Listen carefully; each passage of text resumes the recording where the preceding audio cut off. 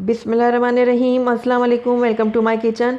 आज मैं आपसे ओरियो शेक की रेसिपी शेयर करूंगी जो बहुत ही कम चीज़ों के साथ बहुत ही मज़ेदार और बहुत ही टेस्टी बन के तैयार होगा। बहुत ही झटपट बन जाता है और बहुत ही मज़ेदार बनता है, तो ज़रूर ट्राई कीजिएगा आप इसको। तो चलिए इसको बनाना स्टार्ट करते हैं, लेकिन उससे पहले अगर आप मेरे चैनल पर नए हैं तो काइंडली इसको सब्सक्राइब कर दें और साथ ही बेल आइकन को भी प्रेस कर दें ताकि मेरी हर नई आने वाली वीडियो की नोटिफिकेशन सबसे पहले आप तक पहुँचे।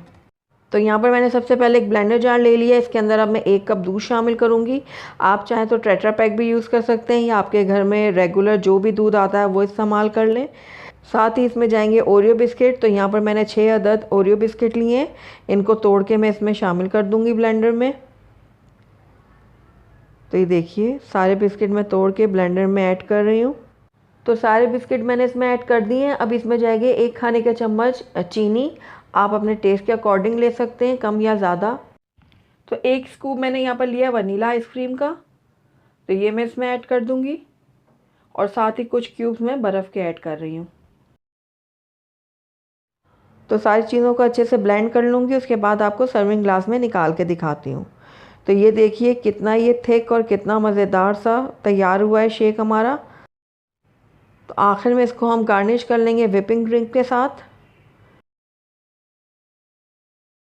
ओरियो बिस्किट को छोटा छोटा करके मैं इस तरीके से रख लूँगी इसके ऊपर। आप जैसा चाहें इसको गार्निश कर सकते हैं।